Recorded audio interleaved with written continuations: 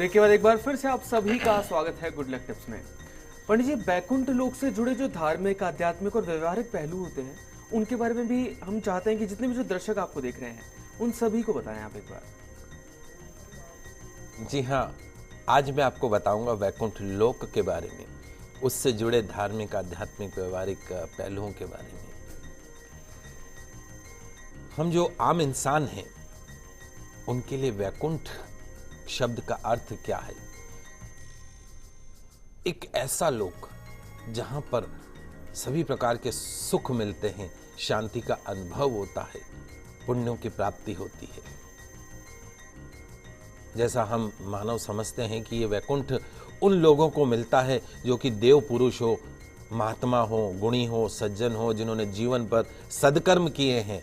हम तो मनुष्य हैं, हमसे तो पाप होते रहते हैं। कभी हमने माता पिता का दिल दुखा दिया, कभी हमने किसी का दिल दुखा दिया, पत्नी का दिल दुखा दिया, तो हम तो मानव हैं, पापी हैं। हमें कैसे वैकुंठ मिलेगा? लेकिन वास्तव में धर्म की नजर से अगर वैकुंठ का अर्थ देखें तो बहुत गहरा है। और वैकुंठ के अर्थ को समझ जाएं, एक हमारे जैसे इंसान अगर समझे, तो हमारे जैसे इंसान को भी रहने और जीने के सार्थक संदेश और प्रेरणा देता है। धार्मिक दृष्टि के लिहाज से अगर बात करें तो वैकुंठ धाम जो है, जगत के पालक भगवान विष्णु का निवास स्थान है। और भगवान विष्णु का जो धाम है, वैकुंठ जिसको बोलते हैं, बड़ा ही दिव्य है। वैकुंठ धाम जो है चेतन है, स्वयं प्रकाशमान है। अनेक नाम हैं इसके, साकेत, गोलोक, परम धाम, परम स्थान, परम पद। अक्सर शमशान के बाहर लिखा होता है परम धाम। वैकुंठ है वो भी सबको जाना है, परम पद, परम व्योम, सनातन, आकाश, शाश्वत पद, ब्रह्मपुर, बड़े अलग अलग नाम दिए गए हैं। धार्मिक दृष्टि कहती है कि पृथ्वी लोक का जो सबसे बड़ा सुख है, जिसको हम कहते हैं कि हमारे पास ऐशो आराम, गाड़ी, घोड़े, बंगले, पत्नी, दोस्त, हर तरह का सुख है, वो वैकुंठ का सबसे छोटा सुख है, निम्नतम सुख है, जिसको हम अपना सबसे बड़ा सुख मानते हैं कि हमारे पास मर्सिडीज है, नौकर चाकर है, सब कुछ है। वो वैकुंठ का सबसे छोटा सुख है। इससे हम सोच सकते हैं कि वैकुंठ धाम का सबसे बड़ा सुख कैसा होगा। अगर छोटा ऐसा है तो बड़ा सुख कैसा होगा? तो इस तरह वैकुंठ जो है वो परम सुख का धाम है।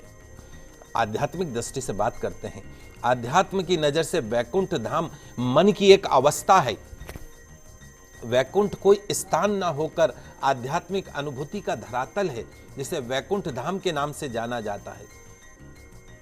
ज्ञान उम्मीद की किरण है, ईश्वर के स्वरूप में एकाकार हो जाता है। और जिसके भीतर परम ज्ञान है, भगवान के प्रति अनन्य भक्ति है, गोविंद के प्रति भक्ति है, वो निश्चित तौर पे वैकुंठ पहुंच सकते हैं। व्यवहारिक दृष्टि से भी बात करते हैं, मानवीय जिंदगी के लिए वैकुंठ की सार्थकता की बात करें, ढूंढे उसको, तो वैकुंठ का शाब्दिक अर्थ होता है जहां कुंठा ना हो।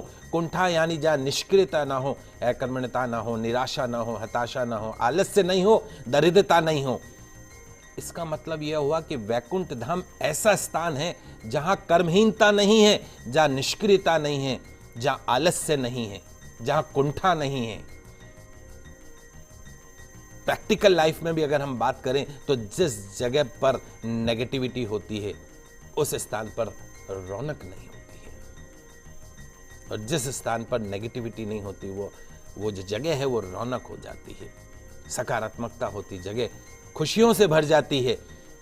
वो चाहे आपका परिवार हो, चाहे आपका समाज हो, चाहे आपका राष्ट्र हो।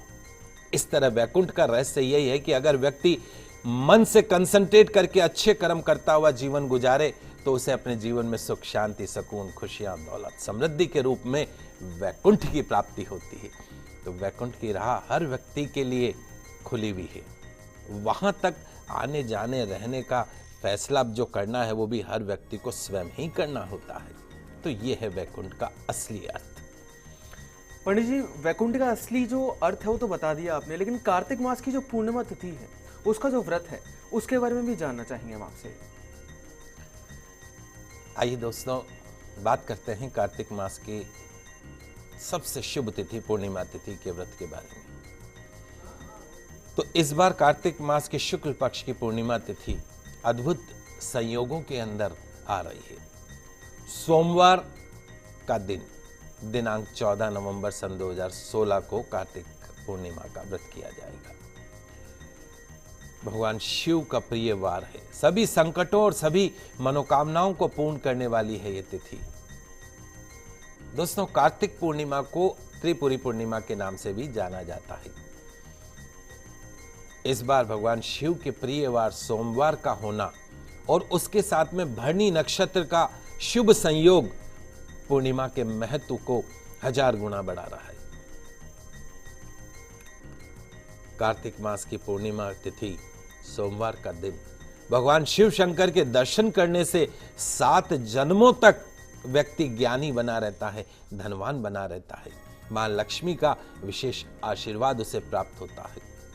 कार्तिक पूर्णिमा के दिन जब चंद्र आकाश में उदय हो रहा हो, उस समय 6 कृतिकाओं, 6 कौन कौन सी? शिवा, संभूति, संतति, प्रीति, अनुसूया और क्षमा, इनका पूजन करने से भगवान शिव प्रसन्न होकर अपना शुभ आशीर्वाद प्रदान करते हैं। हिंदू धर्म के अंदर पूर्णिमा का व्रत महत्वपूर्ण स्थान रखता है। हर वर्ष 15 पूर्णिमा होती। जब अधिक मास आता है, मल मास आता है, तो उसकी संख्या 16 हो जाती है। कार्तिक पूर्णिमा, त्रिपुरी पूर्णिमा, गंगा स्नान के नाम से भी जाना जाता है। इस पूर्णिमा को त्रिपुरी पूर्णिमा की भी संज्ञा इसलिए दी गई है क्योंकि उस दिन भगवान भोलेनाथ ने त्रिपुरासुर नामक महाभयानक असुर का अंत किया था, इसलिए वो त्रिपुरारी के रूप में पूजित हुए। गंगा नदी में स्नान करने से पूरे वर्ष स्नान करने का पुण्य प्राप्त होता है। व्रत रखकर रात के समय सूर्यास्त के बाद में वृष दान यानी बछड़े का दान करने से, कार्तिक मास की पूर्णिमा के दिन गौशाला चले जाइए और सूर्यास्त के बाद में बछड़े का दान कीजिए तो शिव पद की प्राप्ति होती है। भगवान शिव के श्री चरणों में स्थान मिलता है।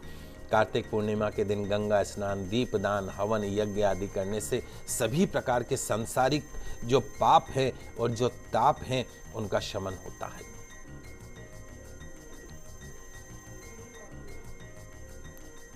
तो गंगा स्नान, दीपदान, हवन, यज्ञ आदि करने से सांसारिक पाप और ताप का शमन होता है। तो इस दिन किए जाने वाले जो अन्न का दान है, धन का दान है, वस्त्र का दान है, उसका बहुत महत्व बताया गया है। जो भी दान किया जाता है उसका कई गुना आपको वापस प्राप्त होता है। मान्यता यह भी है कि इस दिन व्यक्ति जो कुछ दान करता है वो स्वर्ग में उसके लिए सुरक्षित रहता है, वो ही उसे प्राप्त होता है जो उसने दान किया था। तो दान करने में हिचकिएगा मत, क्योंकि आगे वो ही मिलना है आपको जो आप दान करोगे। मृत्यु लोक त्यागने के बाद स्वर्ग में उससे पुण्य प्राप्त होता है।